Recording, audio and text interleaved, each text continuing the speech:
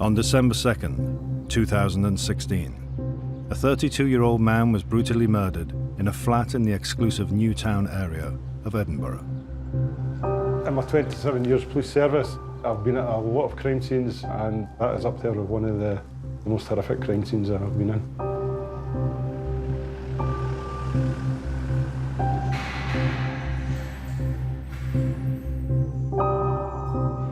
Kieran Davis was the only other occupant in the locked apartment. He was found wearing jogging bottoms and trainers, stained with the dead man's blood. At trial, Kieran denied the charges, claiming to have no memory of the night. I truly believe I went to sleep the night before and the police woke me up in the morning. And that's all I know. Do you think you have it in you to murder someone? I think I got it in me to be violent. I don't think I got it in me to murder somebody I know. In July, Kieran was found guilty of murder and is now about to become one of over 8,000 men serving a life sentence in UK jails.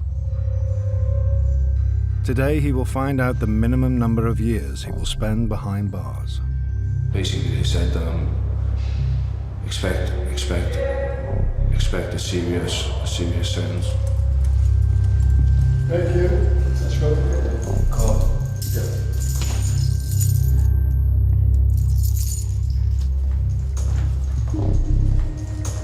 The murder weapons appear to have been a hammer and an extremely heavy metal pole. It was very obvious that this had been a sustained and horrific attack.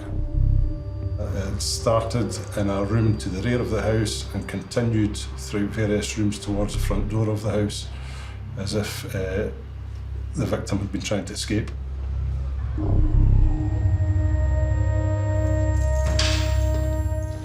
In court, the judge said that Kieran had been convicted on the clearest of evidence of a particularly brutal murder.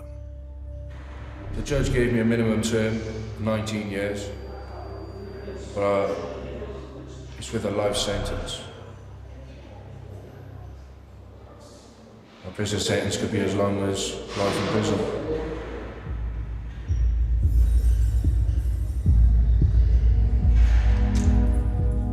While the length of prison time varies, all murderers receive a mandatory life sentence.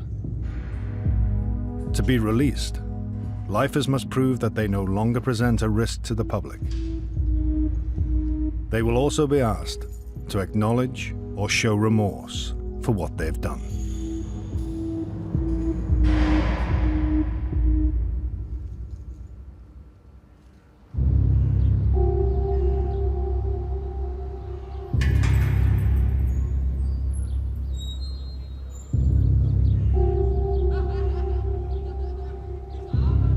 In Scotland, 98% of life sentence prisoners are male. The average number of years they spend behind bars has been increasing over time. Well, the reason that I ended up getting 17 in life, I killed somebody. He was actually my lodger at the time. I've stabbed him, I've killed him. I remember the argument before it. I don't remember committing my crime.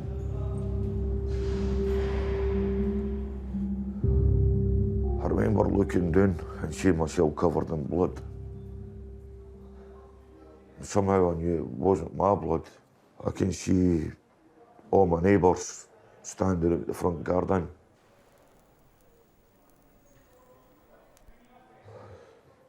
I can see the victim lying.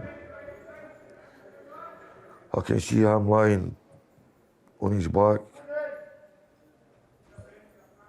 The police says I'm being charged with murder. I've been stripped, stuck into a paper suit, and taken into a police cell. I don't know what I'm capable of doing. It frightens me. knowing that I've done this. When the judge gave Robert Kay a life sentence for murder, she said that this was a brutal killing where an extreme level of violence had been used. The deceased had been stabbed several times and had his throat slit. How do you explain the violence to yourself? But the violence, I try not to use it, but it comes out. And I don't know why it comes out. So I try to fight it, but it just rears its ugly head. After a short period in Barlinnie, Robert is to be moved to a long-stay prison, a purpose-built facility designed for Scotland's most serious offenders.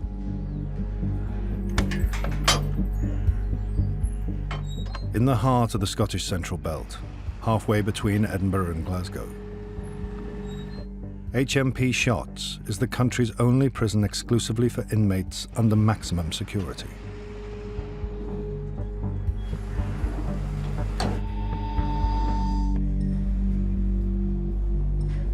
The biggest problem with prisoners, the place is full of prisoners, and every one of them is unhappy about being here. So there is a negative charge about the place all the time. And it's like a virus, you can't get away from it. And you're only seconds away from somebody losing the plot. A lot of people live in fear. I've got a lot of people in here that would love to kill me. What's going to be is going to be.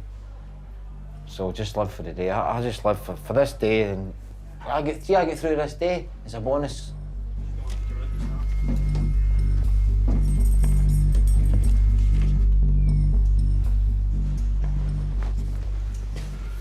Right, Phil, just grab a wee seat there. Did you hit the bulb on it? Aye, bulb. Right, bulb. Okay, doc. First time in custody? No. No. Life? You're doing Aye, Is a life? 17? 17 Right. to life. Any concerns about being here? No. No fell out with MD or no yet? No. I don't know anything about it. Big questions for us. Are you suicidal? No. You want to hurt yourself? No. Right, no bother. It's an interview we do. It kind of lets us check their mental state to see if they're suicidal. Because we're an adult long-term jail, we do have a lot of prisoners serving long sentences. As you heard during the interview there, he's only a couple of weeks into a life sentence, so we've got to make sure he's not a risk to himself. Some guys, it takes a wee bit longer to kind of sink in that they're going to be here for a long time. And 17-year sentence here isn't a big sentence here. Robert will be placed in the National Induction Centre, or NIC. The NIC is a jail within the jail, with its own unique regime, designed for lifers and long-term prisoners just beginning their sentences.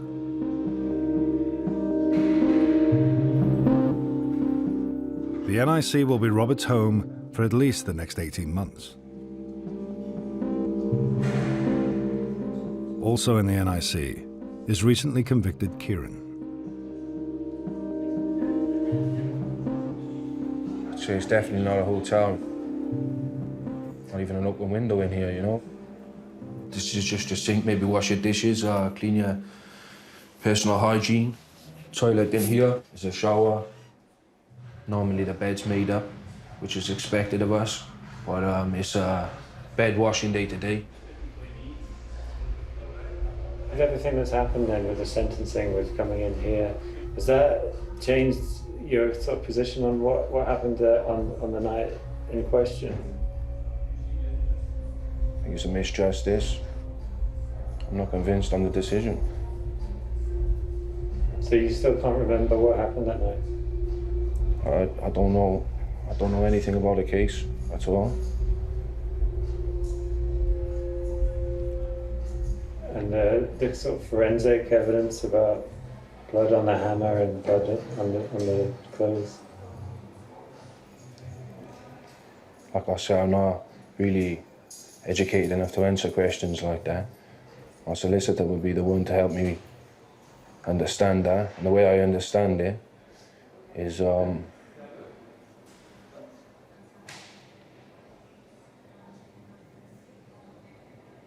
it places me in the scene. It's not 100% to convict me of the crime. So it's hard for me to answer that. If you can't remember what happened though, how can you be sure it wasn't you?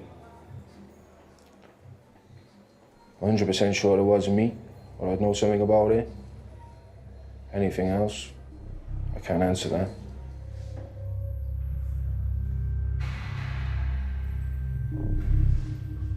When you're working with the NIC, you have to put in the back of your mind what the people have been convicted of, because we cannot change the events that led them to be convicted by the court and then just treat them as individuals. A lot of them will turn to drugs. Others don't, they just withdraw into themselves and they're not wanting to talk to people, they don't want to talk about what's happened. And if they're feeling that they're innocent of the offence, they're angry, they're disappointed, and obviously there's an awful lot of emotions going on in their heads.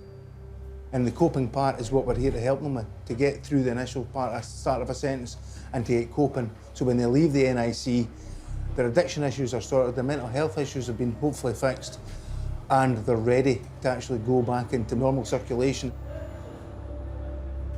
In time, Robert and Kieran will be moved out of the NIC and into the main body of the jail.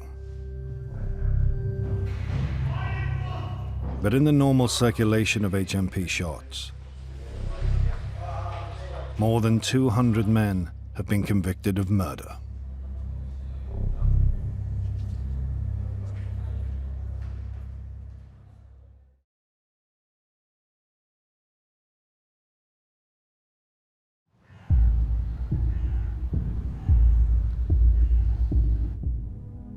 HMP Shotts is Scotland's only prison exclusively for inmates serving long-term or life sentences. There are over 500 men detained here. Combined, they are serving over 4,000 years. Among them, more than 200 men convicted of murder. James is 8 years into his life sentence. We don't come to prison to be punished. We come to prison as a punishment and for rehabilitation. But if anybody thinks that we're not getting punished in here, and this is traumatic and difficult and painful, you come and spend a weekend here and you tell me that this is wonderful. Should we be beaten twice a day? Should we be kept in darkness? Should we just be fed, I don't know, like pigs? Tell me what decent society wants to make of us. So what's the food like in here? I'll be as diplomatic as I can. It's reasonable. I'm sure none of them outside MD would make it for himself. They wouldn't say this is a wonderful meal and I'm going to have it and yum, yum, yum. You tend to forget about taste. It's just sustenance. But we're not here to be pampered. James was convicted of the murder of his flatmate, a crime he says he didn't commit. This one here is actually kind of sums up where you're in prison. This is just a person made up of the food you get from the canteen in here, and he's sitting just pooing out, obviously. And that there's the date of when my friend was murdered. It was Wednesday the 15th of April 2009. I got up in the morning full of the joys of spring. Man United were playing in Europe that night, and so were Arsenal, and I put a bet on at the bookies that both would win, and they both did. But that slip is still sitting in the bookies. And it was also the last day I wakened up in my own bed, through no fault of my own. I was in a house, friend's house, and he was having an altercation with a girl in the room next door, which I just didn't want to hear. And after it all calmed down, she came into the kitchen with a long knife in her hand and said to me, "You say one thing, you're getting it next." The house she fled, she went, and I put Stephen into the recovery position. waited for the police and ambulance to come, which they duly did. And I just simply said, listen, I came in here and found him like this. Because I couldn't tell him what happened, because she's in touch with all sorts of nasty, seriously bad people outside. So I said, I just come in and found him. Stephen was still alive at the time, so I thought he can tell me what happened. But as it was, he died later on that day. You know, why didn't you say anything? Why didn't you tell him exactly what happened? Because I'd have been released from prison that night, but I'd have been dead before the weekend. No question about that. I'd have been murdered. 8 years on, did I regret it? No, not at all. I'm still alive, albeit in here. I'm still alive. At trial, the jury didn't accept James's version of events and found him guilty of murder. The judge said that he had to impose a substantial sentence.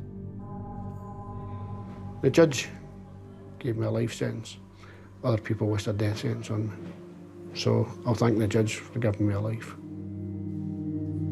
James has made 2 appeals against his conviction and has failed to convince the court on each occasion.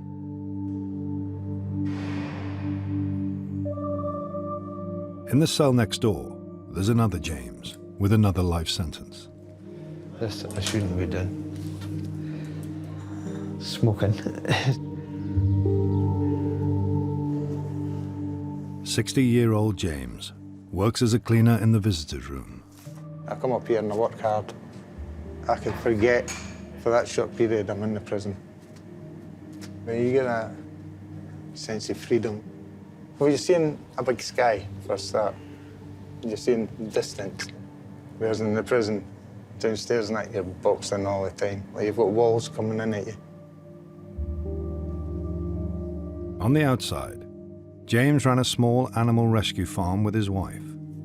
I miss my horses, take my dogs out, that sort of thing. But up here, I can stand, I can look, I can watch the sheep. Sometimes I can see the farmer going around with his dog. I love watching dogs work, doing the sheep herding.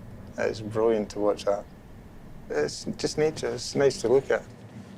It's good for the soul. That's the best way of putting it.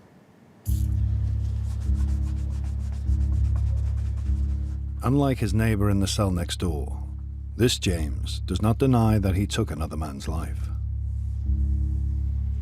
In 2015, he was convicted of murdering his brother-in-law, who, newspapers said, had links to organised crime.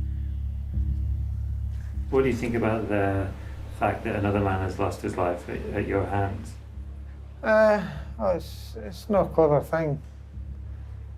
It's nothing to be proud of or boast for or anything like that. It's wrong. But I've still got to justify it to myself that I did the right thing, even though it was the wrong thing. James killed his brother-in-law by repeatedly striking him on the head with a log-splitting axe and a heavy fence hammer. Throughout his trial, he claimed that he had acted in self-defense. We were cornered. Well, I was cornered. It was over and done in seconds.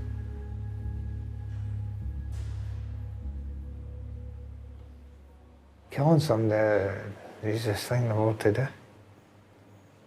It happens that quick and that easy. Whether you mean it or whether you don't mean it. You know, there's people in here, it's 2 seconds of madness, kill their wives or whatever. And it was easy for them to do that, but mentally and inside it'd be as hard as hell and hard to live with.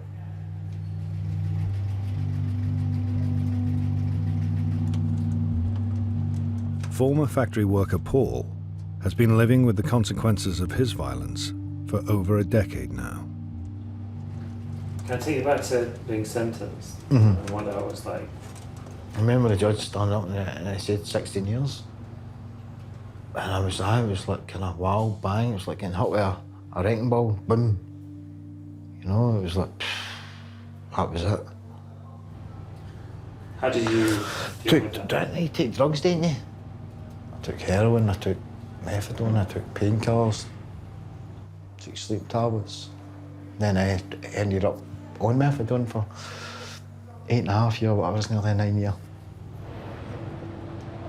End of the day, I put myself here, so just got to accept it and go on with it. I deserve to be here, deserve to be punished for what I've done, so. End of the day, I'm in for murder, so. I was on night shift. I worked in Warburton's as a machine operator. I got into an altercation with one of my work colleagues. Then we had a fight. I had a wee steak knife in my locker. I put that in my pocket. I didn't intend to go out and... I can honestly say I didn't intend to go out and murder him or even stab him. I don't know, just put it... I didn't even think twice, put it in my pocket and outside, into a fight again, and I pulled out the knife and ended up stabbing him a couple of times. Worst case scenario, I thought that I'd maybe punctured his lung or something. That's what I'd thought. I didn't know I'd stabbed him in the heart. But why did you have a knife then? I worked night shift, so sometimes I'd take my dinner into work. I think I had lamb chops the night before or something, and I took them in to my work. I'd have them later on. And some people might struggle to believe that you had a steak knife. Well, look, I've been in 10 years now. I tell you, what have I got to lie about? I'm admitting what I've done was wrong. I deserve to be here. When people look at Paul, they see a criminal. When I look at Paul, I see a son.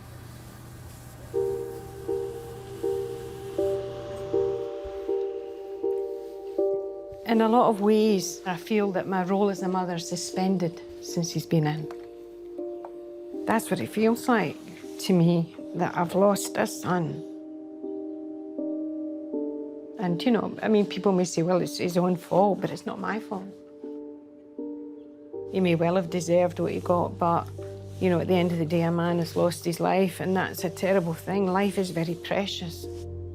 That can never change, you know, for anybody. So I was really quite distressed.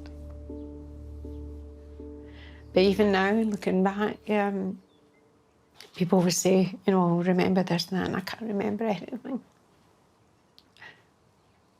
about that.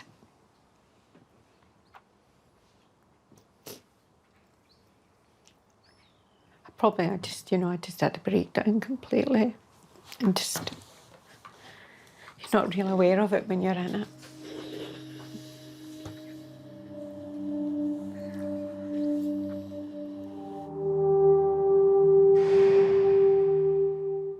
During his 10 years in prison, Paul has completed a series of psychological courses designed to address his offending behaviour and help prove to the parole board that he has changed. But not every lifer chooses to take part in these courses. For me to be considered for parole or even moving on through the system, I have to do what the prison considers as appropriate courses, mainly to help deal with the crime that I've committed. Now, as I haven't committed any crime, what course could possibly be appropriate? So I'll stay in here for as long as it takes. James's refusal to engage in the courses could mean that he will never get out of jail. Is there not a point though when you just say, right, I just want to get out, so I'll do whatever it takes? Never. If I had to do that, that person to get out of that gate, I would fucking hate him for being such a cowardly piece of shit just to get his own freedom. My life would be over anyway as soon as I went down that road. As soon as I'd agreed to be a liar just to get here, the person I am dies. So I live on in here.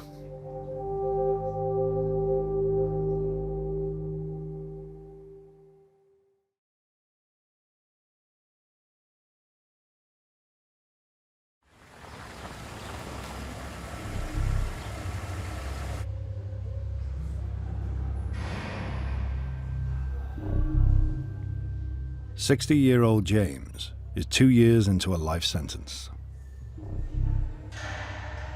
It's like being dead, but you're still alive. I had a life outside. I had my family, and being separated from them, that's the hardest part for me. Just being locked up away from them. James calls his wife at least twice a day. When things happen outside, you want to go and sort them, but you can't go out and sort them. I mean, my wife, she struggles. She's got heart disease, she's got emphysema. You know, before I come in here, I used to help her put on her socks, put her trousers on and such like. Now she's got to do it herself. Yes, yeah. That's how you get on. It's harder for your family than it is for you, because they've still got all the burdens of life out there.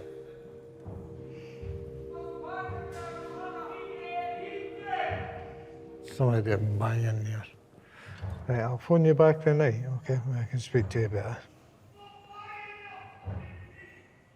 it. 6:30. There's somebody kicking off as usual. Right. I love you loads.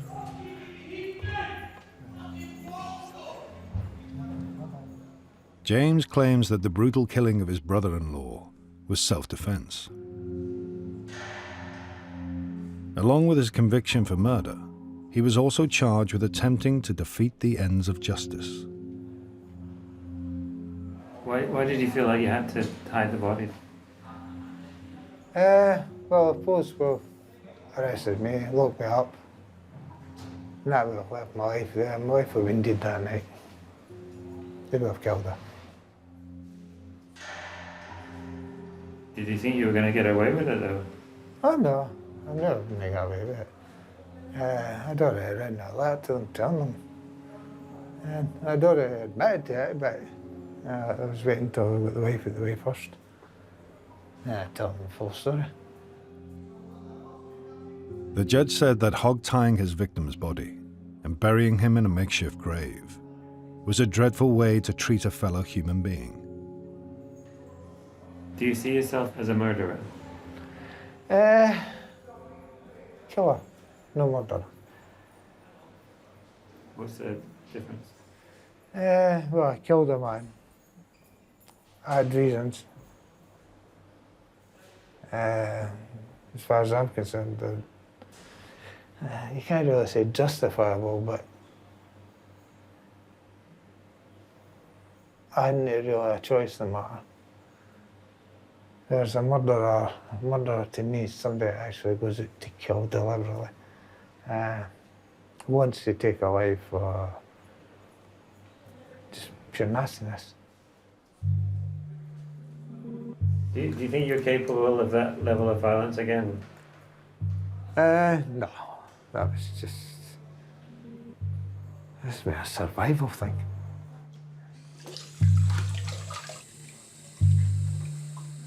Paul stabbed a work colleague in a fight outside a factory.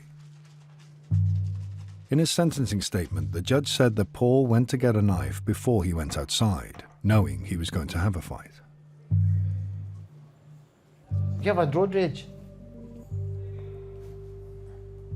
Aye. No, I know that, but it must have been, you ever had situations in your life you thought, you know, I kind of lost it there? I got angry. Aye. Well, lots of people get into fights and they don't pull out knives, you know? No, I know that, but you get in a fight and punch somebody and kill them. They fire bang their head and hang me. It's happened. But knives can do a lot more damage. Knives can do a lot more damage. Of course they can. But what I'm trying to say, I'm not justifying what I done. I'm responsible for what I done, but I didn't walk about carrying a knife. That knife was in, you understand? Not as if I used to walk about and carry. I never carried a knife in my life. You did put it in your pocket. I did, but I told you I'm responsible for everything else. Of course I'm right. What I did was wrong, and of course I'm wrong. Totally wrong what I done. Everybody's capable of murder, Matt. everybody. You can murder somebody. Jane can murder somebody. Paul can murder somebody. It's quite easy to happen. It's the easiest thing in the world today. Everybody's capable of committing murder.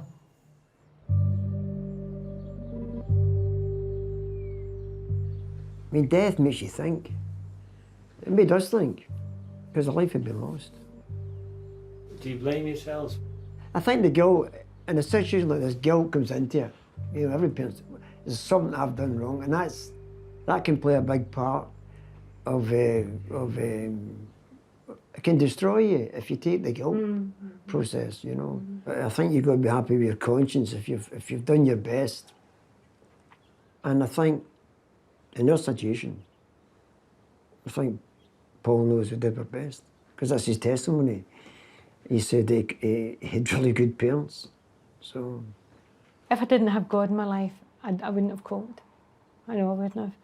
And that's what I think is really sad. There's a lot of families out there that don't have, you know, the faith and the support that I've got. You need something to get you through the storm, you know. And that certainly helped me and helped Vicky, my wife, and it helped Paul through the storm.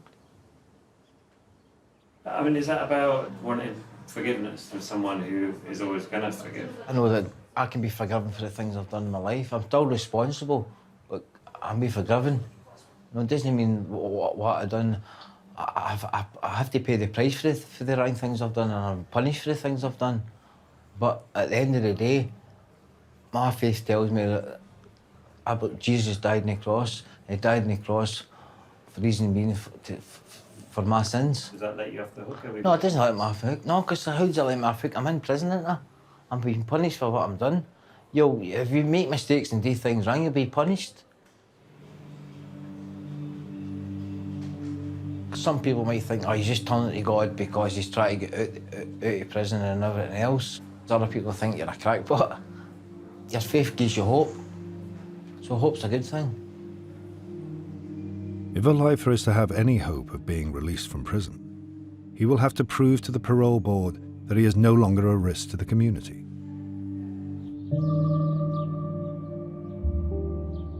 A major part of this process is spending the last few years of their sentence being tested in more open conditions. For some prisoners, after years of being locked up, this is the hardest part of doing time.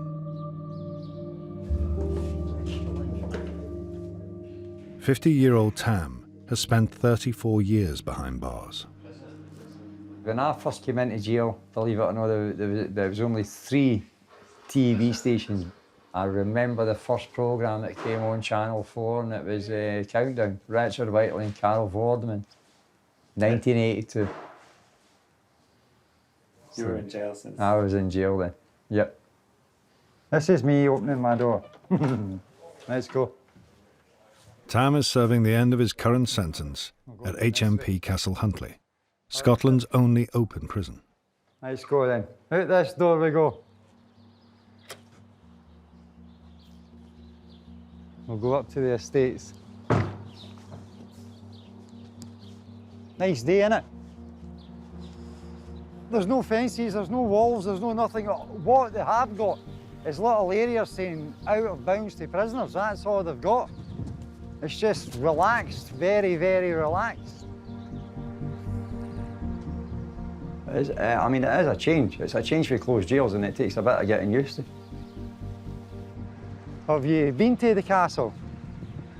That's where all the governors sit. They sit up there, all your managers. That's where the tribunals are held. People are here to try and get out at the end of the day, to try and go home, see their loved ones or whatever, but I think some of them have got to remember what it is they've done in the past. Some of them don't want to remember. Where do you stand on that? What do you think about?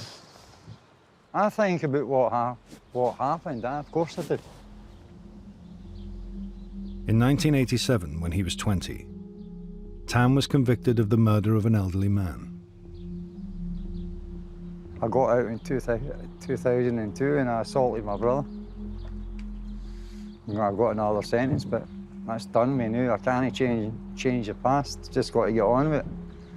It's time to just give it up, start afresh. That's it. Tam is fully engaged in the progression process and completed all the courses set for him by the Scottish Prison Service. So you want to progress? Oh, absolutely, mate. I mean, I came in jail at a young age, and I could basically say that the SPS has been my mum and dad for 30 odd years. And the bad parents that they are. I want out. I am determined to get out that door. Who wants to do this for the rest of their days? You need to be nuts to do this for the rest of your days. I'm just getting too old for it. It's time that I called it a day. Reach for the stars. As part of his progression towards release, Tam has applied for a week-long home leave. Letter for Tam. My letter, oh yes. On the 2 previous occasions that Tam was released on life license, he reoffended and was sent straight back to jail within days of getting out. Today, after 10 weeks of being assessed for his risk to the community, he'll find out if his request has been granted. Community access granted, get in there, good. So that's good, I've got it, I've got full access. Got it at last. Brilliant, eh? Going home. The letter says I can go home.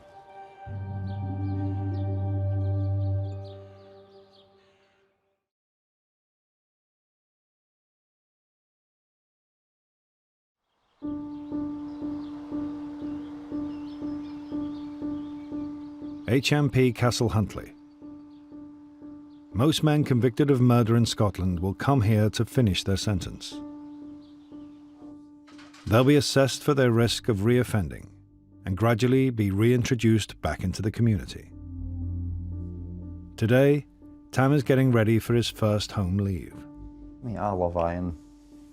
Some guys in here like iron and some don't because they've got their wee mamas to do it for them. Spoiled little shits.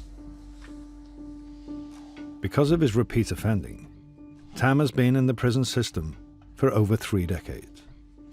See that? You get the line down like that, you know that you're doing a grand job of that, mate. I'm telling you. That's something your mal will teach you. That's a jail thing, that. See, when back in the day when you had to iron your BEDs, your best dress, they called it, you had to iron them right, mate, eh? And if there was one fault in them, mate, the governor would just take them away, fling them up in the air, give you 7 days recreational loss and tell them to do it again. Those were the days, mate. Hard days, but fair. There you go. And all use mummy's boys. That's how it's done. You keep it up, lads. The last time Tam was released from jail, he broke his license conditions and faced another long spell in prison. Cracking day for them. Brilliant day. Glasgow's even hotter. As long as I don't break the curfew rules or break any licence conditions, I'll be dinky do, I'll be fine, mate. And I will be fine because I'll make sure that I won't break any. What happens if you fail this test? If I fail this test, I'd go back to closed conditions. I don't even want to think about going back to closed conditions. It's a shithole.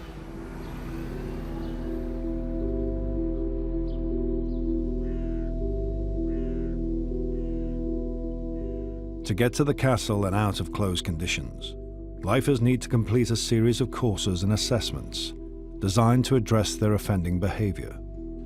They call it progression. Can I have a quick chat with you, please? You can.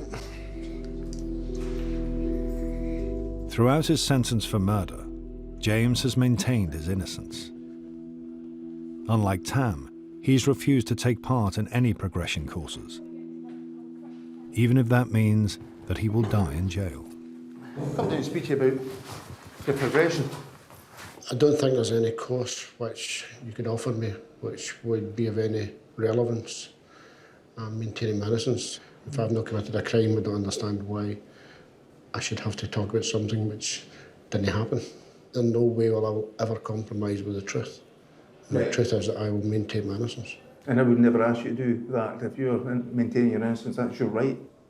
But it could end up that you get a psychology risk assessment carried out, which would be a more in-depth assessment, and it could help you progress. Obviously, it's going to take some time to sink in, because I've spent the last many years accepting the fact that I will be in prison for the rest of my life. So I've actually, the outside world I've cut it out totally. If James can pass this psychological assessment, he may be allowed to progress towards the castle and release. There is the danger I'm sitting saying, no, do you know something, I just want to stay here. It's a whole new load of problems and hurdles. And it's not even my problems, it was society's problems with me. They would say, he is this, he is that, he's got the potential to do that again. But how can you not be desperate to get out then? I never said I wasn't desperate to get out. But I'm realistic about what I'm getting out to. You know where you are in here. You know exactly where the boundaries are in here. If you go out there, you're cannon fodder.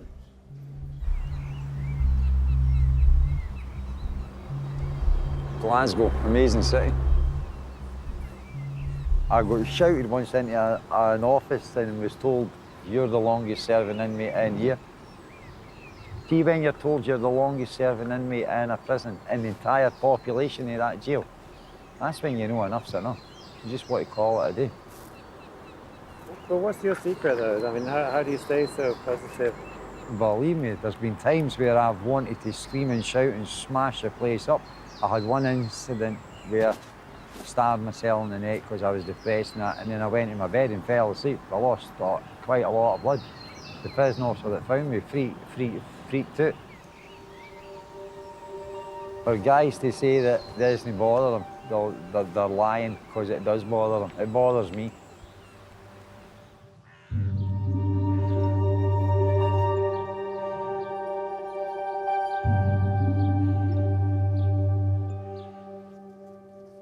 So how old will you be when you come to the end of your term? If I serve my full time, I'll be 76. Are you worried about what you'll be like? Me? I don't think I'll make it, to be honest, but with my health problems, if I do get to that age, I'll know nothing about it. I've just got to try and make the best of it.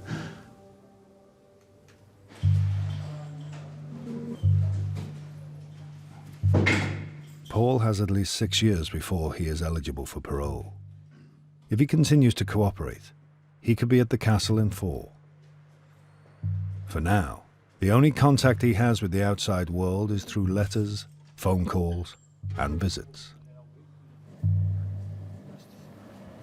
How do you think you've adjusted, Paul? I think when you first come in, the futures seems non-existent, doesn't it? So Right. I turned to drugs and I took drugs, and that's how I got through my part of my early sentence.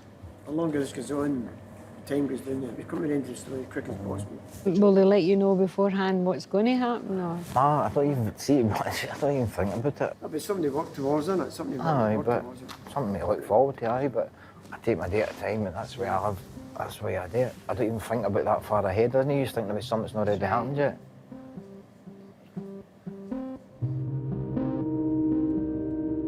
Do you think prison's changed, Paul? I don't think it's made him worse. Certainly it hasn't made him a worse person. It's not, What do Billy. you think? I think I'll get a better handle on Paul when he leaves, because he's in a controlled environment. But I'm sure it has changed him, I'm sure. I mean, you could have been there, no change. Whether it's for the better, I don't know. It's a hard one to call. You just have to accept it. You have to accept what you've done. And then once you can accept it, because if Because you can be in denial, no in denial. Some people here say they're innocent. Maybe they're innocent, I don't know who am I to say they're innocent or no, I don't know. But for me, I'm guilty.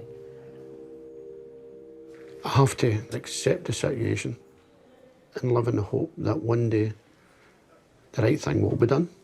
And it isn't a defence mechanism in terms of locking that night away in your head somewhere and just telling yourself you didn't do it. No.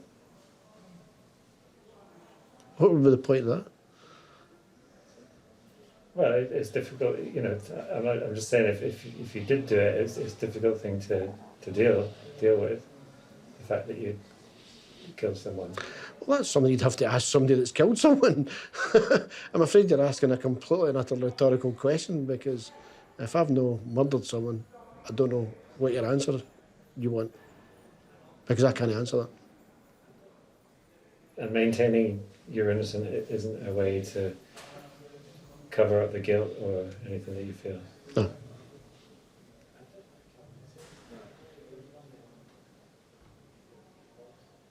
What would you say to your victims' families?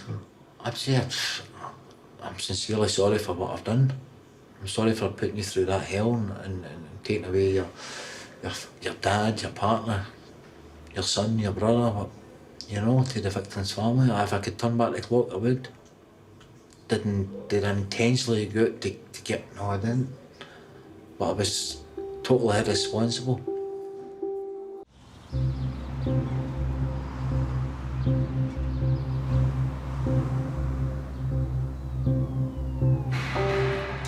Got to accept what's happening, know what I mean?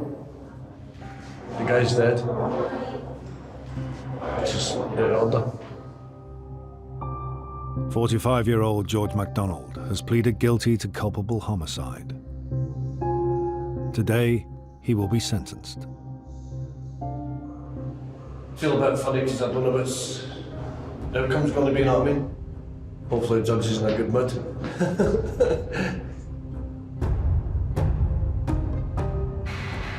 Tell us.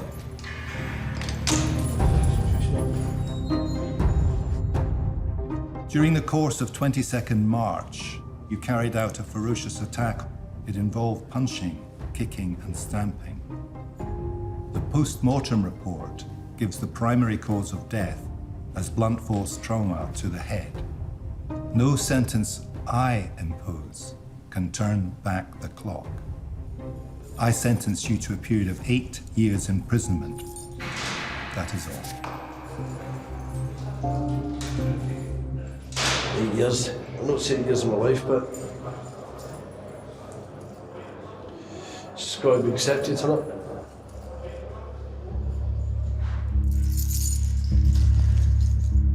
George will serve the whole of his sentence locked up with some of Scotland's most violent prisoners.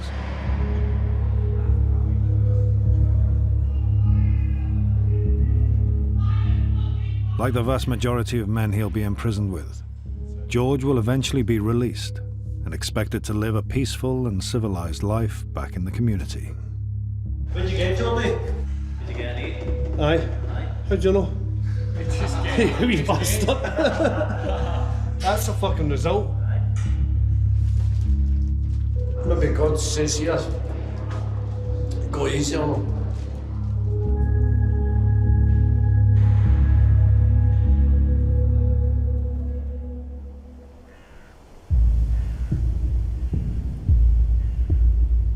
In the barren heart of the Scottish Central Belt, halfway between Edinburgh and Glasgow, HMP Shotts was built exclusively for long-term male offenders. With a population of just over 500 prisoners, the combined total of time being served here is well over 4,000 years.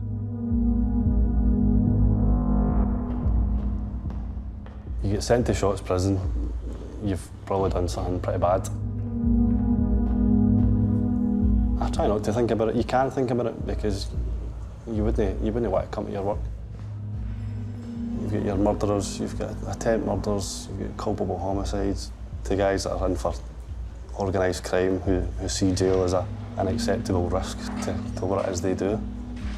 There is times when you think, fucking hell, what am I doing here? Do you know what I mean? It's an environment that can change very, very quickly.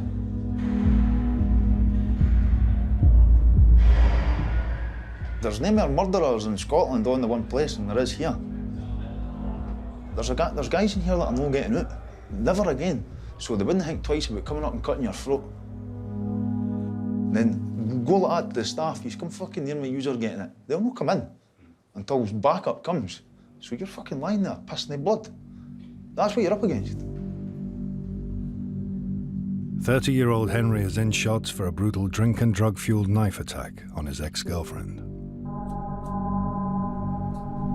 Anybody that's out there drinking alcohol and taking Valium and taking cocaine and you think that you're fucking Billy Big Boss, it's just, see when something like this, because it will happen. It will happen. I thought it would never happen to me.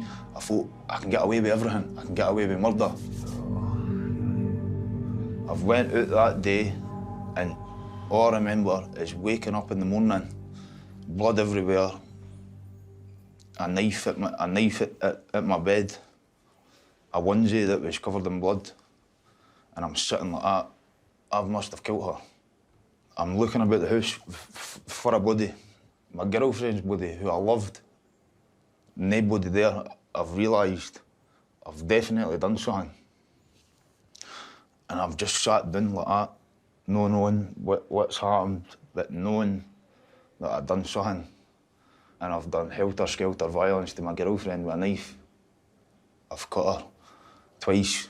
I've held her hostage for 10 hours. And I've assaulted her. All I can say is I'm fucking sorry.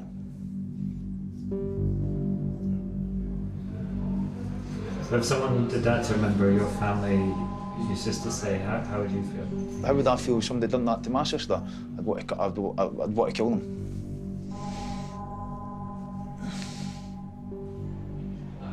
So where does the violence and the aggression come from, Henry? I genuinely don't know. I just, I don't know. The judge said that Henry had tortured his victim both physically and psychologically, and sentenced him to 5 years. But in Shotts, there are some prisoners serving in excess of 30 years. And some are on their second or third long-term sentence.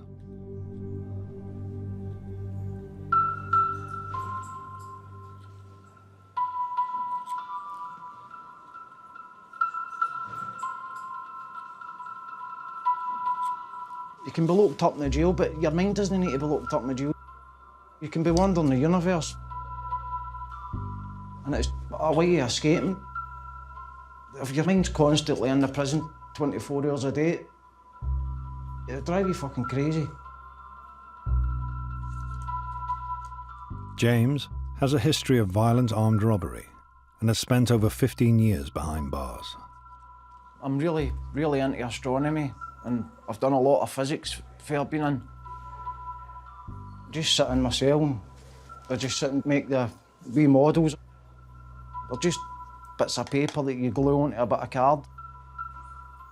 It passes the time. It's better than just watching the telly 24 hours a day, you know what I mean? Fucking, I can understand why Wayne seeds are pickled with the amount of shite that's on the telly and they're watching it, do you know what I mean? Prefer just to get in about and get an education while I can. And that's what I've used my sentence for, to go out a bit smarter than what I was to come in, which, in all honesty, it wouldn't have been fucking hard. James has been charged with over 60 offences, many of which are drugs-related. I was taking heroin and Valium. When you're taking that kind of stuff, your entire existence revolves around that, constantly. Like, it kind of puts me in mind of films on the telly, like a vampire, always having to go after blood. That's what heroin becomes. It actually turns you into its fucking bitch. And the kind of stuff that you do to get it. But it's just...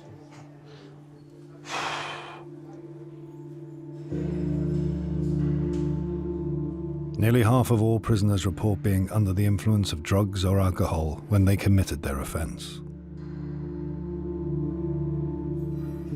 In the 1990s, the Scottish Prison Service introduced a widespread methadone programme. Over a fifth of all prisoners in Shotts are on the drug. Why is it important? What would happen if it was taken away? To me, it would go back to the way it used to be, which was not a nice place to work in those days. There was a lot of stuff involved round about trying to get drugs in, and people owing money for drugs, and there was a lot of assaults in here, really bad assaults. There used to be loads of syringes and needles, dirty needles and things like that in here. There's an increased risk of hepatitis C, but increased HIV. Because they would just revert back to Yeah. taking. Yeah, that's what used to happen. They used to like, manufacture their own syringes. It was amazing what prisoners can do.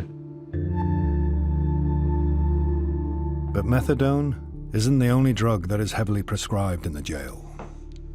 There's everything on here. From carbamazepine, cocodamol, omeprazole, analgesia, everything that you would get in the community. What are the potential dangers of sort of handing out drugs in a prison? The obvious. The obvious that they will sell them or swap them or take them all at once or give them to somebody else or be bullied for them. There's all those implications. And that's just one landing on a Friday. And there's 4 landings in a hall, 2 halls, so there's 8 landings. So you've got literally 8 bags like that you're dishing out.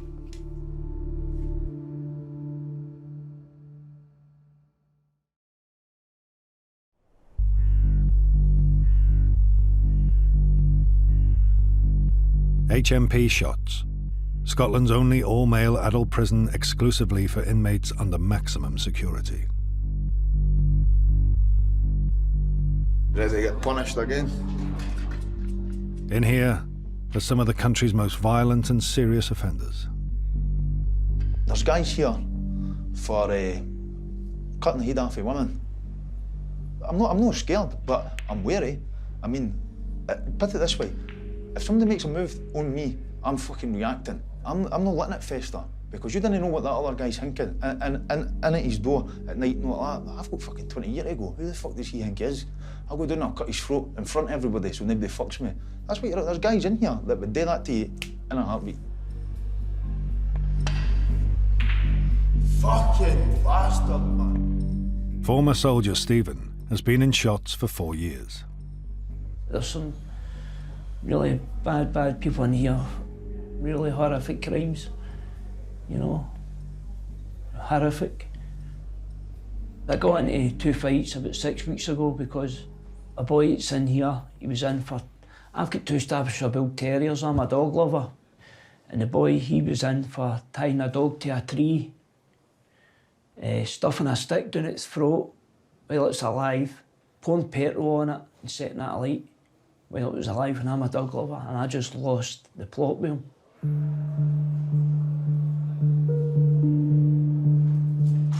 Former barman Davey has worked in Shotts for over 6 years. When you're kind of applying for a job like this, you've got your visions of what you expect it to be like, because you've seen telly, you've seen movies, you've read shit in the paper, but nothing can actually prepare you for what it's actually like. It's a strange environment to be in. At the moment, it's just a numbers check just now. So Robbie and I are just doubling the doors, making sure everybody's in. You're checking, make sure everybody's alive at this point in the day. A lot of the guys in here have mental health issues, self-harming, that kind of thing. So, like there can be times when you find people, you all right, mate? Lying unconscious, or they've cut their wrists, or you can't let your guard down. You can't forget where you are.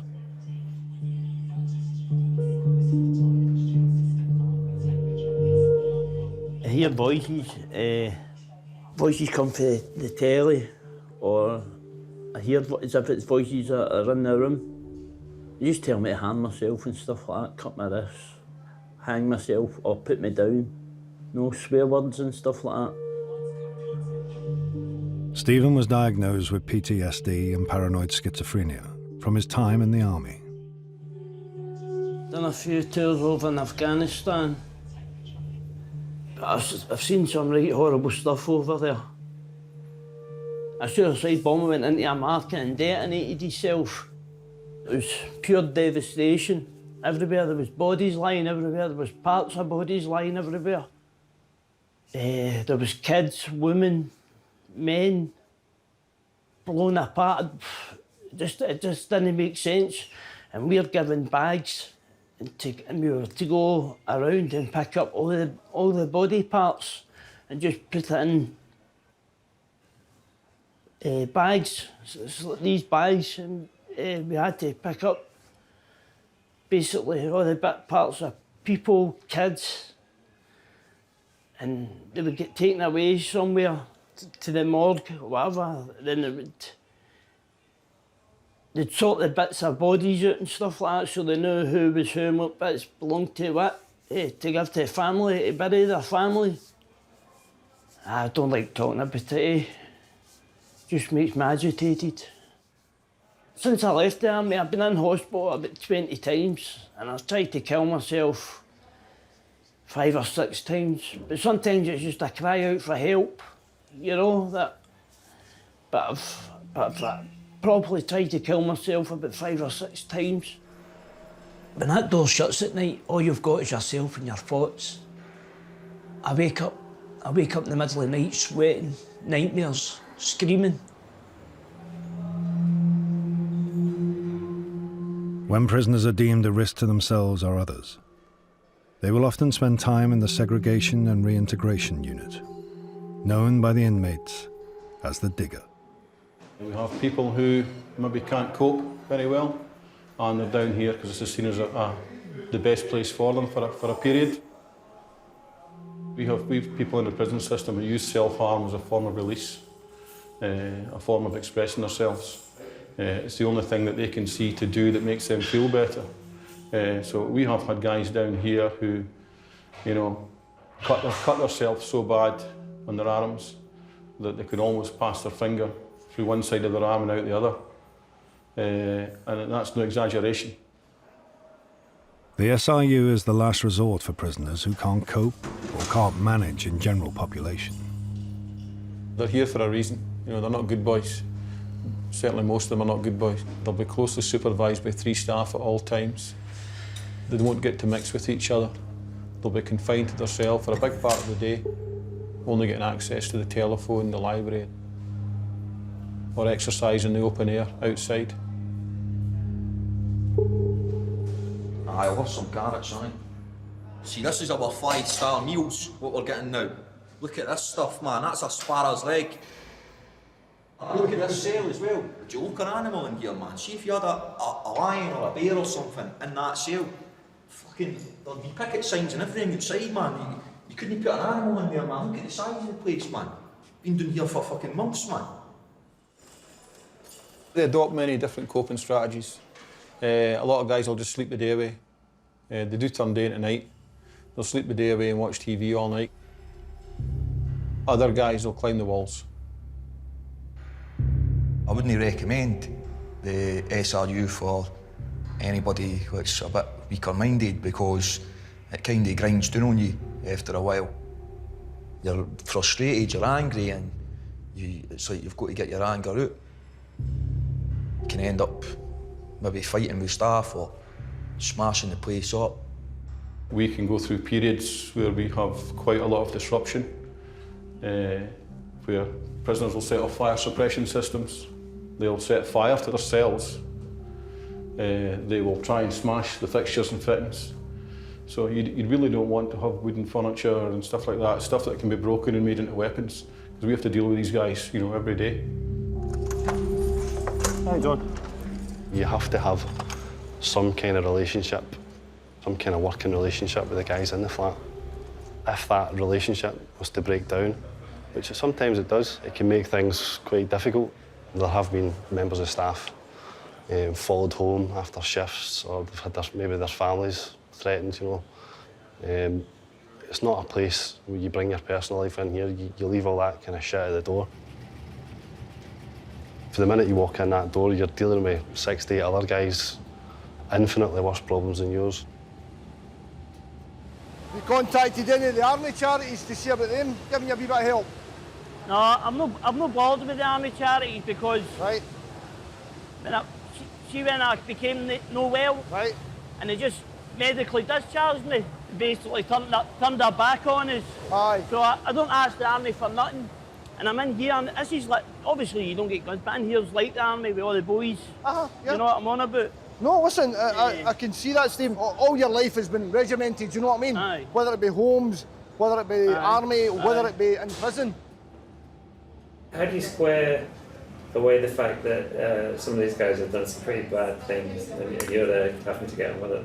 You basically switch off to it, what they've done, because you need to see past that in order to help someone. You're not going to be able to ever help someone if you've got these preconceived blocks in front of you that are going to stop you. You know, you're just going to hit roadblocks all the time. It's not going to help anyone. We're here to do a job, whether some people would agree with it or not, but listen, we've got a duty to care for these guys. So we have to do what we can in here in order to make sure that they don't go back into the same cycle that they were in outside. In 2013, Stephen was sentenced to 7 years for a violent assault and robbery. All we had to do was go in the house and get the safe. And as we walked in, I took a right into the living room, and there was a lady there. And I asked her where the money and that was. She was saying there was no money, no money. I says there was 2 wee dogs barking. So I picked one of the dogs up and I says, if you don't tell me where the money is, I'm going to kill your dogs. I didn't want to hurt the lady, so I had to use some sort of leverage. So I picked up the 2 wee Yorkies and I put them in the other room. I never hurt the dogs or anything. I just put them in the other room, and then I've come in. I says, you got to tell us where the money is. She says, there's no money. We tied our wrists. I went into the other room. I says, did you get the money? He says, aye, I got some of the money. I left a glove at the scene of the crime, and that's how they got me, was the DNA. I did what I did. I can't take it back, but I just hope that lady could maybe one day forgive me for what I did. I would do anything to make it up to her, anything at all. A lot of them will get regret for what they've done. And how do you know if that remorse or regret is genuine? How do you know? Well, that's a million-dollar question, isn't it? I don't know. I just go with appearance and how the guys present. I try to develop a relationship with them. And you can only go on your own instincts, can't you? You can go through all the training in the world, you'll never know if someone's genuine or not.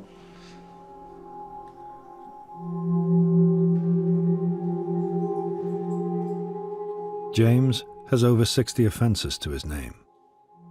His most recent crimes involved robbing elderly and vulnerable people at knife point. Definitely no angel. I freely admit that I'm a fucking scumbag. But it's really easy to have a knife and take possessions of somebody that don't belong to you.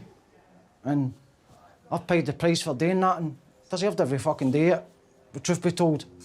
I mean, the stuff that I've done throughout my life, you can't make up for that. You just can't.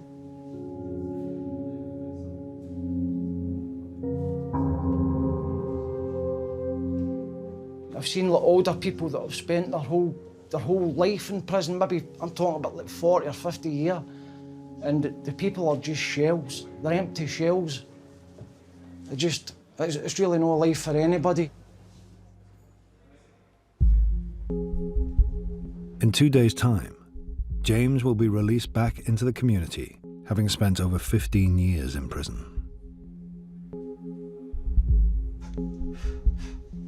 When I leave here, my entire life will be in 2 boxes and a bag. And that one, that's Chandra. It was quite hard to make that. You don't get a lot of tinfoil in prison, especially in prison, because you can use it for pipes, for like smoking cannabis, or worse, smoking heroin.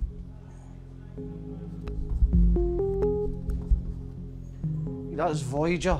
It's travelled further than any other, and it's heading towards interstellar travel. It's phenomenal what humanity can do when they really set their mind to it. Due to the seriousness of his crimes, James will spend the next 8 years on licence.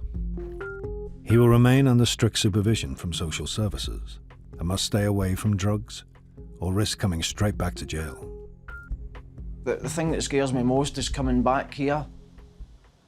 What would happen if he did end up back in here? I'd probably kill myself, to be honest with you, because I'd rather just no suffer than come back to this.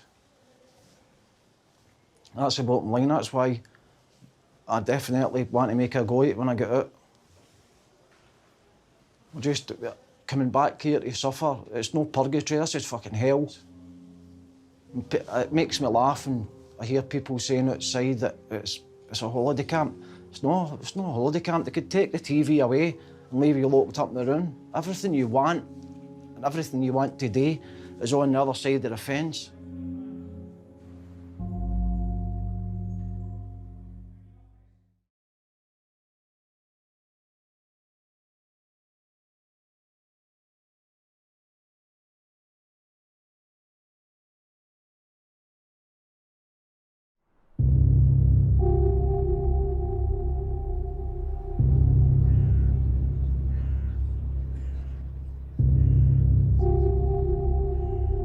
At HMP Barlinnie, there's a jail within the jail. This is the national top end. Here, lifers and some long-term prisoners, with around 4 years left to serve, begin a series of tests to evaluate their risk to the community. Hoping to put a lifetime of crime behind him and progress to his earliest possible release is new arrival Jason. I've had fights. I can't tell you how many fights because it's been a lot of fights.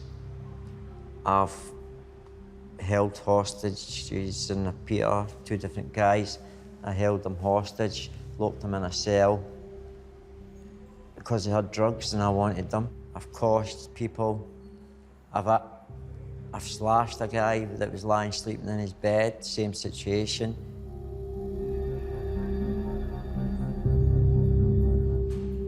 I've heard people say, oh, you must love life in the jail because of the amount of time you've done. No, I didn't. It's just that I get, well, years ago when I used to take drinking drugs. In 2003, Jason was found guilty of assault to severe injury and endangering life. He stabbed his drug dealer in a dispute over money. It was 16 times I stabbed him, you know.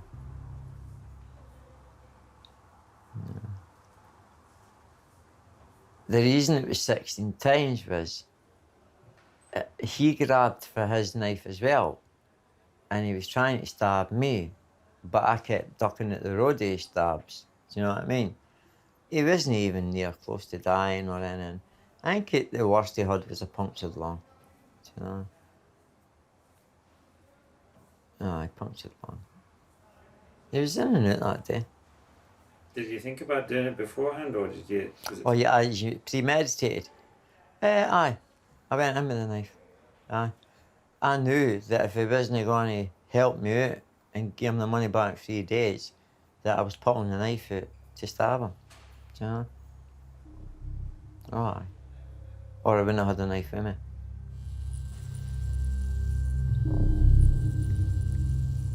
Does that worry you that that's in you? Aye, and no. Years ago when that happened, I used to have a knife on me all the time. But now I would never carry a knife.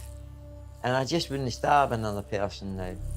I've no reason to get back in that lifestyle. How can you be sure? Because plenty of people who have addiction problems, they get into scrapes that don't end up stabbing people 16 times. Aye. I see what you mean.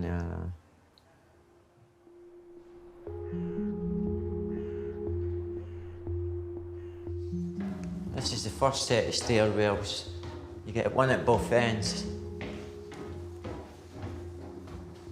This is the snooker table, as you're aware, by the snooker table there. Here, staff will play snooker with the guys. That's a plus compared to other jails.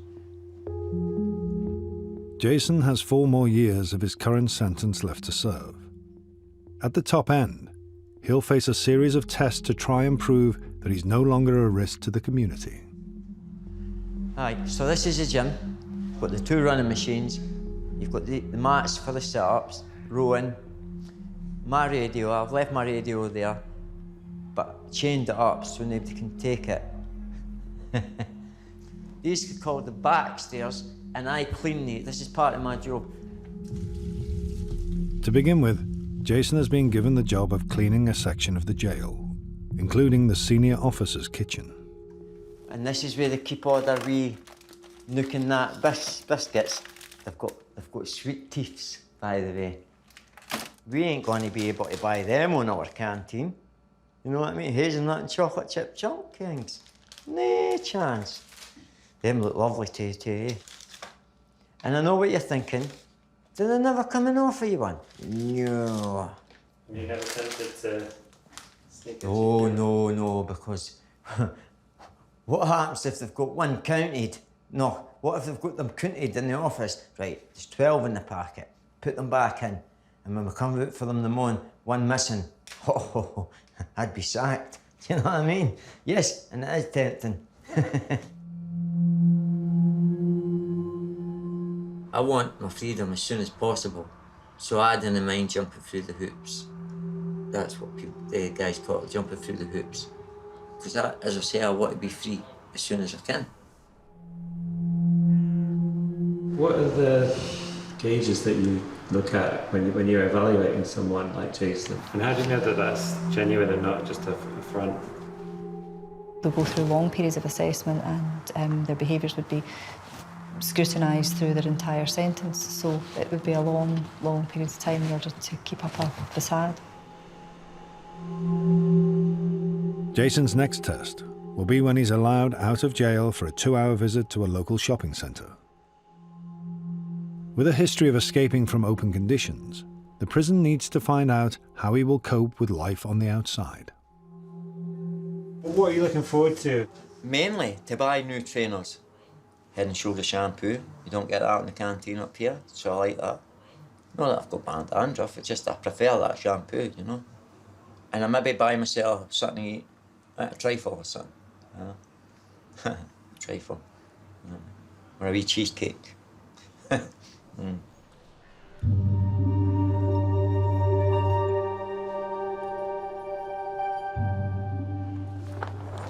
that's what you call a bag. At HMP Shotts, 41-year-old James has over 60 offences, many drugs-related and involving violence. Having refused to engage with the process of moving on to an open jail, today he will be released straight from maximum security. Every other time I've got out of prison, I thought to myself that before I got out, I was going to go and get drugs as soon as I got out. But this time, I don't feel that way anymore. I don't think like that. This is stripped to practically his bare bones. It's good to take a mental image away, but when you think about going off the rails, remember this and you won't go off the rails.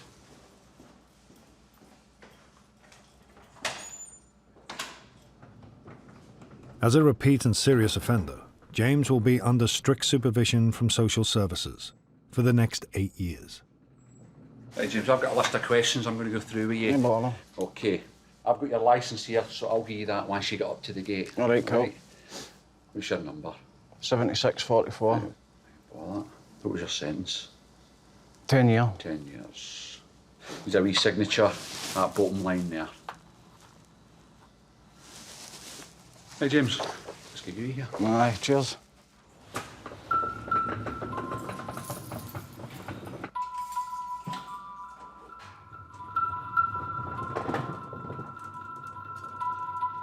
James is leaving the jail for the first time in his 10-year sentence.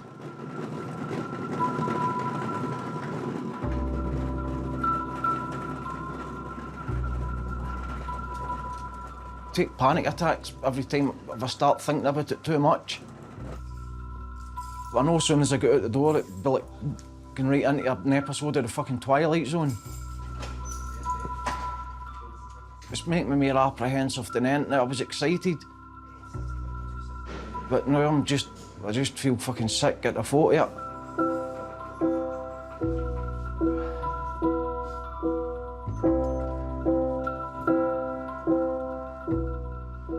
It'll just be my luck. I'll have to get fucking stuck and I'll get imprisoned in this.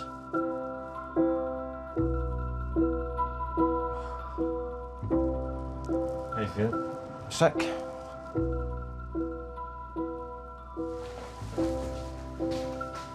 You know what this is? No idea. This door. Is it? Aye.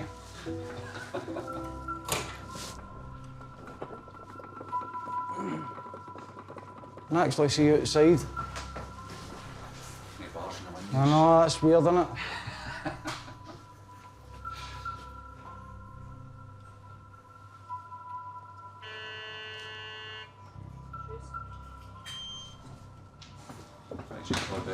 Aye, thanks a lot. Cheers.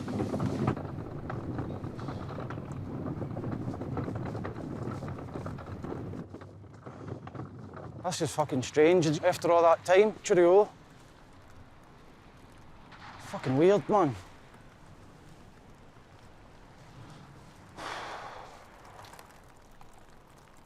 It's fucking surreal. It's dead weird. Dead weird. I just open the door and let you out. Some of the prisoners are nervous. If you've been inside prisons for 10 years, a lot has changed outside. If James gets support, who knows, we might never see him again. But if they don't want to change, if they want to go back to a life of crime, we will see them again, there's no doubt about that. We had a prisoner released from here and he was back in custody 6 hours later.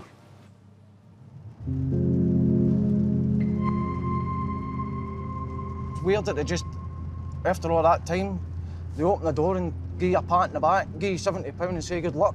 This is where people need help the most, here. They put you out the door in the worst state financially and mentally and expect you not to come back. It's fucking ridiculous. I know a lot of the public think that when you get out of prison, that's you, you're out. But you're still doing your sentence. I've still got another 8 years to serve, but I'm serving it out here. The best way I can describe it is picking a goldfish up out of a bowl and dropping it into the Atlantic Ocean.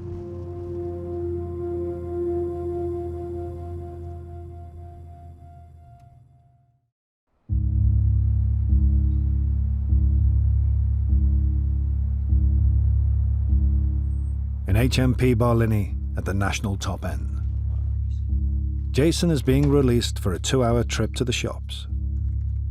He'll be accompanied by 2 G4S security guards.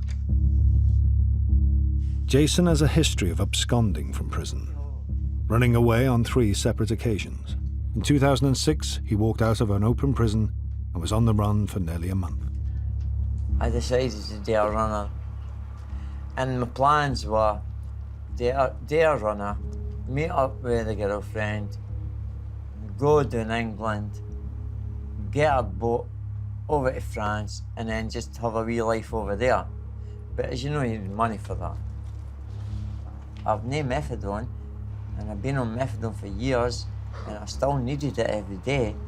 So the only way I was going to get it was to get money. I went into the public toilets in St James Centre. I waited on a certain kind of dressed person to come in, knowing that they would maybe more likely to have money. So I seen one came in with a suit on. I went to rob him. He's screaming, when I pulled the knife out, and I ran out. And the St James's security guards caught me, and I got 5 years for that. In the unprovoked attack, Jason used a steak knife to threaten his victim and cut him on the wrist in the ensuing struggle. There's a risk involved with anybody who goes out into the community. For Jason, the need was to prepare him for eventual release because he's failed on so many occasions, and he's failed to adhere to licence conditions.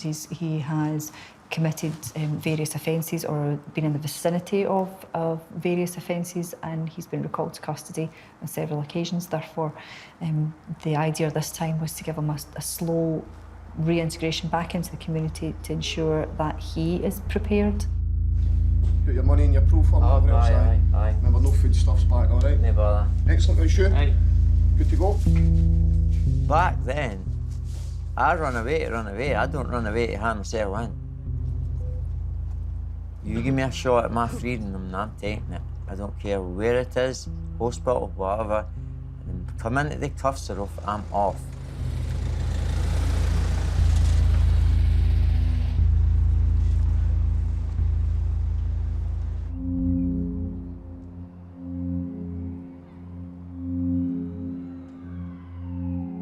It's been a week since James was released.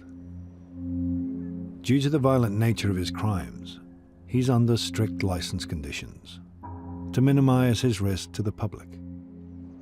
There's 16 conditions in all.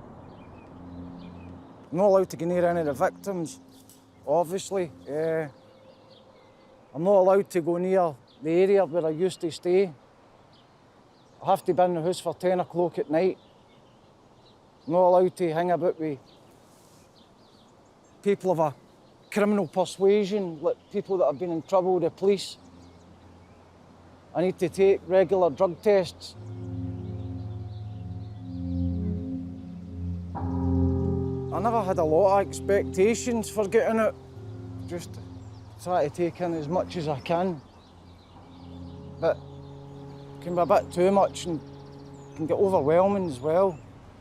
The way people are, the way they interact, it's alien. Everybody's walking about as if they've got something extremely interesting in the palm of their hand. I guess that's a mobile phone. It's weird. Everybody seems to be in a rush to get somewhere as well. Time's moved on, but somebody's forgot to tell me.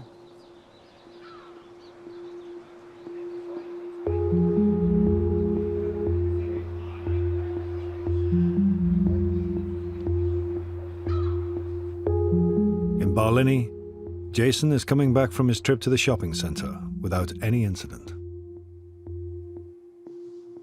I went to McDonald's. I enjoyed the chips more than the burgers. The burgers were cold and there wasn't even cheese on them. Do you know what I mean? No square cheese, nothing. Just a burger on a bun, which was crap. But the fries were nice. So is this all a test then? Oh, aye, it's all a test, aye. It's not so much a test now if I'm going to run away. I know I want to have a runaway and I think they know that too. And if the opportunity did come up, like if the officers were looking the other way or whatever? Run away? Yeah. Never. No, I would never do it. I know I wouldn't. I just know I wouldn't. Do you know what I mean? I don't think like that anymore. It's stupid. Do you know? No, it's daft.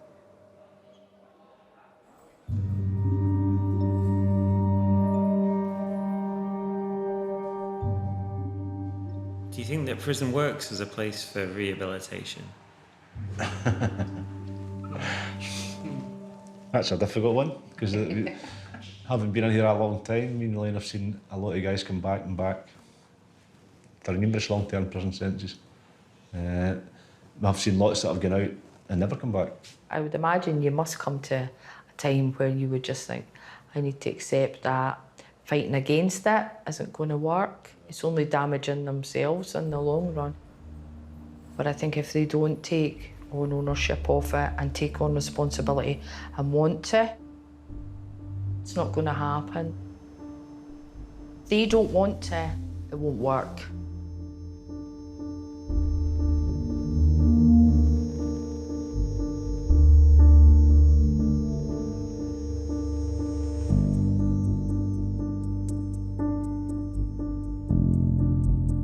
James is back in Shotts. He lasted 20 days before breaking his license conditions and being recalled to prison.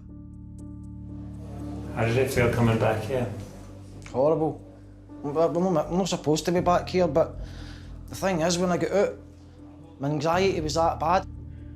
I'd get up in the morning, I'd get showered, put my clothes on, and I'd walk up and down the flat for about 25 minutes, half an hour, trying to build my courage up to just to get out of the house. My head was really, really messed up. I couldn't retain information. I was being told things, and it was like I was being inundated with information. I couldn't cope with it all. And eventually, I started missing appointments.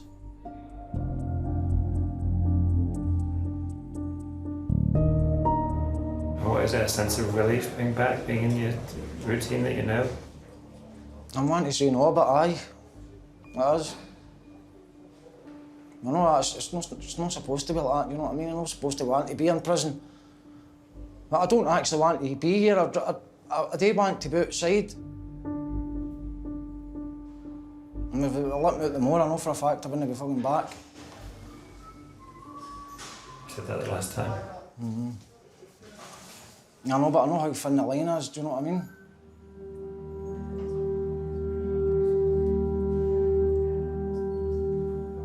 The thing that scares me the most is I've still got 8 years of the sentence left.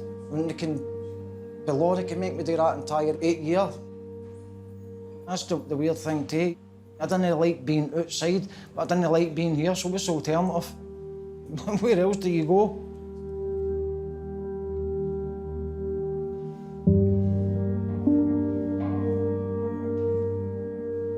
Silly life, wasted life I've had.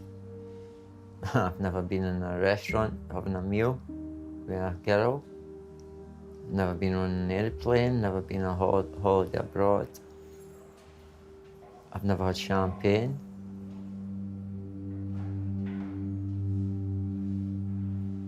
One of my biggest regrets I've missed out on is having children. And I always think about that. I want children. I'm 44 now though. And when I do get out, it's meeting the right partner. Can she have kids if you meet? There's a lot of variables to it. So I maybe never ever have a child in my life.